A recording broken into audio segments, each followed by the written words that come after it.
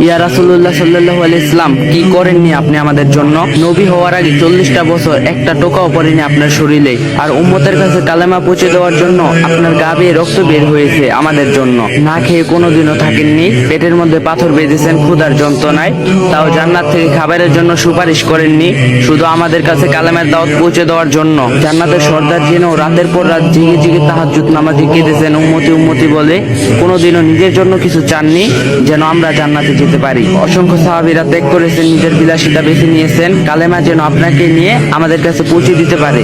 কালেমা। ইয়া রাসূলুল্লাহ সাল্লাল্লাহু আলাইহি ওয়াসাল্লাম, মেরাজের রাতে যখন জান্নাত দেখেছিলেন, চাইলে আপনি সেই জান্নাতে থেকে যেতে পারতেন, কিন্তু আপনি উম্মতদের জন্য ফিরে এসেছেন। জাহান্নাম দেখার পর বারবার উম্মতদের কথা ভেবে চোখ দিয়ে পানি ফেলছিলেন। ইয়া রাসূল, যেদিন আজরাইল আলাইহিস সালাম এসেছিলেন জান কবজ করতে, আপনার কাছে অনুমতি চেয়েছিলেন, আপনি বলেছিলেন, ভাই আজরাইল, আমি চলে যাওয়ার পর আমার উম্মতদের কি হবে? ইয়া রাসূলুল্লাহ, সেদিন আপনি আপনার কথা ভাবেননি, শুধু ভেবেছিলেন উম্মতের কথা। মৃত্যুর যন্ত্রণায় বলেছিলেন, আজরাইল, আমার বুকের উপর কি কোনো পাহাড় রাখলা?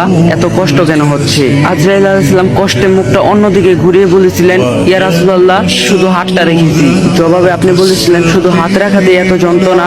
জিব্রাইল, যত কষ্ট দেবার আমাকে দাও, আমার উম্মতকে কোনো কষ্ট দিও না। শুধু এই দুনিয়াতে না, কিয়ামতের দিন যখন সকল মানুষ ছোটাছুটি করবে এক নবীর কাছে, আর সব নবীগণ বলবে, ইয়া নফসি ইয়া নফসি, একমাত্র আপনিই বলবেন, ইয়া উম্মতি ইয়া উম্মতি ইয়া উম্মতি। সেই দিনও আপনি কাঁদতে কাঁদতে লুটিয়ে পড়বেন সিজদায় আর বলবেন, আল্লাহ, আমার উম্মতদেরকে বাঁচান। আর আমরা সেই উম্মতরা আজ শুধু ঘুম, জেনা, বেবিচার, পরকীয়া, ঢোল বাজনা, বেপরদা, বেহায়া, নাফরমানিতে লিপ্ত। ইয়া রাসূলুল্লাহ, আজ আপনার জন্য না অমুসলিম, মুশরিক, কাফেরদের জন্য চোখ দিয়ে পানি ফেলি, আবার তাদের কালচারও অনেক অনুসরণ করি। ইয়া রাসূলুল্লাহ, শুক্রবার একটু সময় হয় আপনার জন্য দরুদ পড়ার, আজ এই উম্মত আপনার উম্মত হওয়ার যোগ্য হলো না। প্রিয় ভাই ও বোনেরা, নিজেকে কয়েকটি প্রশ্ন করুন, আমরা এমন একজন নবীর উম্মত হয়ে কি করতাছি? যে নবী মহান আল্লাহ তাআলার বন্ধু ছিলেন, সেই নবী মৃত্যুর সময় এতটা কষ্ট পেয়েছে, তাহলে আমাদের কি অবস্থা হবে? আমরা কি কিয়ামতের দিন নবীজি সাল্লাল্লাহু আলাইহি সাল্লামের সুপারিশ পাওয়ার যোগ্য হব?